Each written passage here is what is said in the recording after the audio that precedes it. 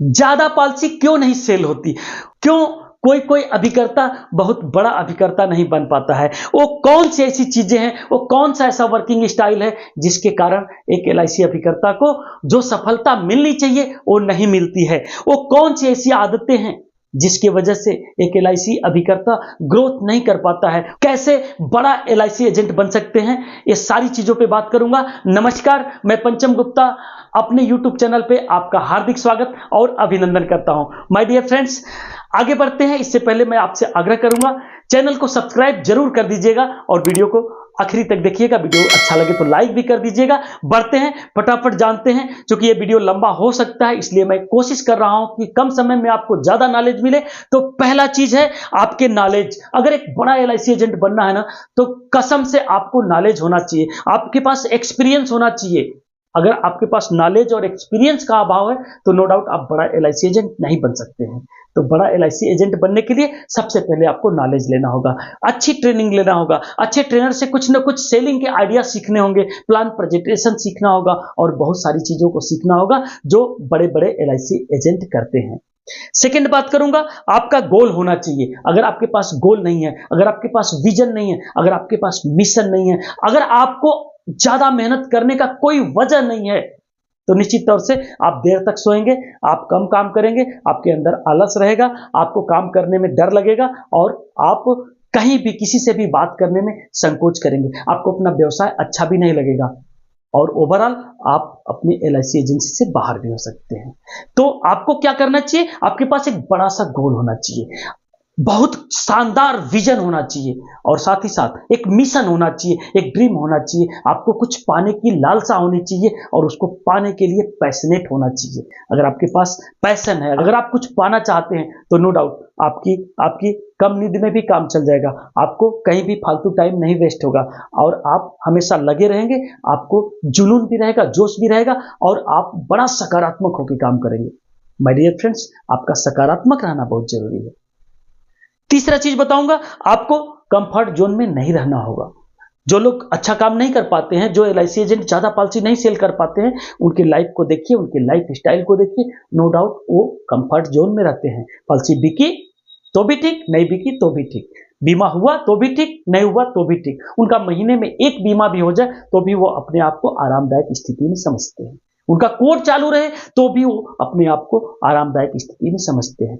My dear friends, उनको तड़प तब होती है जब उनका कोर्ट जाने वाला होता है, उनको तड़प तब होती है जब कोई बहुत खास कंपटीशन उनसे अचीव नहीं हो रहा हो, एक दो पॉलिसी कम पड़ रही हो, तब जाके उनके अंदर एक तड़प आता है कि नहीं मुझे कुछ करना है। बाकी वो आराम से रहते हैं। माय डियर फ्रेंड्स, अगर आपके अंदर कंफर्ट जोन आ गया तो आप बहुत बड़ा काम नहीं कर सकते हैं। और जितने लोगों ने इतिहास उठा के देख लीजिए, जितने लोगों ने बहुत बड़ा बड़ा काम किया है, उनके अंदर एक कंफर्ट जोन नहीं रहता है, उनके अंदर एफर्ट जोन रहता है, वो खूब काम करते हैं। वो उनके पास एक ऐसा ड्रीम रहता है ना जो उनको 4 बजे भोर के बाद सोने ही नहीं देता है। उनके पास एक ऐसा ड्रीम रहता है ना जिसको पूरा करने के लिए, जिसको पाने के लिए वो 10-11 बजे रात तक जगे रहते हैं, वो लगे रहते हैं, वो कॉल करते हैं, वो फोन करते हैं, व्हाट्सएप भेजते हैं, मैसेज भेजते हैं, वो फोन करते हैं, अपॉइंटमेंट लेते हैं, कल किससे मिलना है, डायरी नोट करते हैं, सारे काम करते हैं जो बड़े एलआईसी एजेंट करते हैं। उनसे कोई काम मिस नहीं होता है। तो my dear friends, comfort zone से बाहर आना ही होगा अगर बड़ा एलआईसी एजेंट बनना है तो।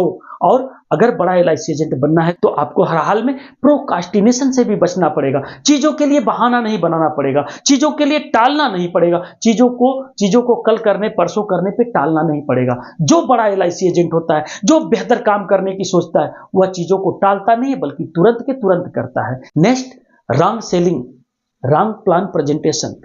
अगर जो बहुत बड़ा एजेंट होता है ना, वह राइट प्रेजेंटेशन भी देता है, राइट सेलिंग भी करता है, राइट कस्टमर भी उसके पास आते हैं, वह राइट क्लोजिंग भी करता है। तो आप अपने आप को राइट क्लोजिंग के मास्टर बनाइए, आप अपने आप को राइट प्रेजेंटेशन की तरफ ले जाइए, आप अपने आप को राइट कॉन्सेप्ट में सेल करने की कोशिश कीजिए, अपने प्लान को राइट कॉन्सेप्ट में सेल करने की कोशिश कीजिए। नो डाउट आप बड़े एलआईसी एजेंट बन जाएंगे। और माय डियर फ्रेंड्स, एक चीज और कहना चाहूंगा, जो बड़े एलआईसी एजेंट होते हैं वो टीवी के सामने ज्यादा नहीं बैठते हैं।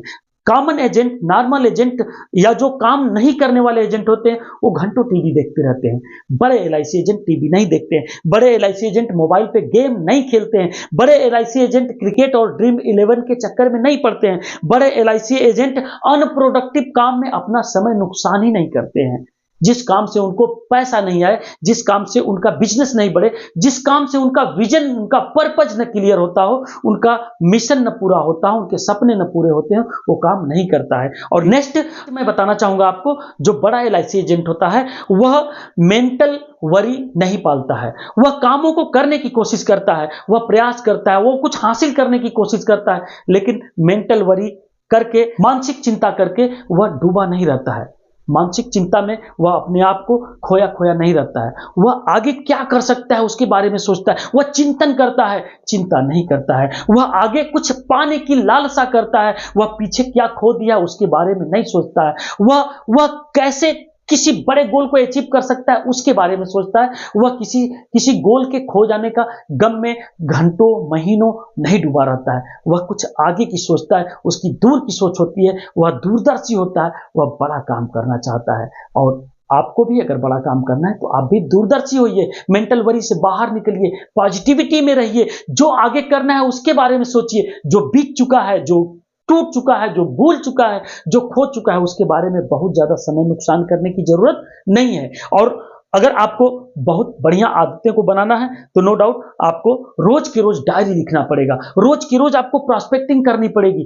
5 नए प्रॉस्पेक्ट बनाइए, 5 पुराने से भी बात करिए, 5 पॉलिसी धारकों से भी बात करिए और 5 उन लोगों से बात करिए जो लोग आपको पॉलिसी दिलवाने की बात किए हैं, जो लोग आपको बोले हैं कि आपको पॉलिसी में दिलवाऊंगा, जो लोग कहे हैं कि मैं अपने चाचा, अपने मामा, अपने दोस्त के लड़के का, अपने दोस्त का पॉलिसी आपको दिलवा रहा हूं, उनसे भी बात करिए, उनसे भी मदद लीजिए। माय डियर फ्रेंड्स, मैं कहना चाहूंगा अगर आप अपने आदतों को रोज धीरे धीरे अगर अच्छी आदतों में कन्वर्ट करते हैं, अच्छी आदतें डेवलप करते हैं तो आप बड़े एलआईसी एजेंट बन सकते हैं। और लास्ट में मैं कहना चाहूंगा रिटर्न टू बेसिक, यानी शुरुआत में जैसे ज्यादा काम आपने किया था वैसे ही काम करिए। अपने कुछ अच्छी आदतों को लिख डालिए, अपने खूबियों को पहचानिए, आप में क्या क्वालिटी है उसको लिख डालिए, आपने कौन कौन से बड़े बड़े लक्ष्य अचीव किए हैं उसको लिख डालिए और अपने आप को विश्वास दिलाइए कि आप कर सकते हैं। अपने आप को विश्वास दिलाइए कि आप में कुछ न कुछ तो बड़ा हो सकता है। अपने आप को विश्वास दिलाइए कि आप जीत सकते हैं, आप जीतने वाले खिलाड़ी हैं, आप जीतने के लिए पैदा हुए हैं।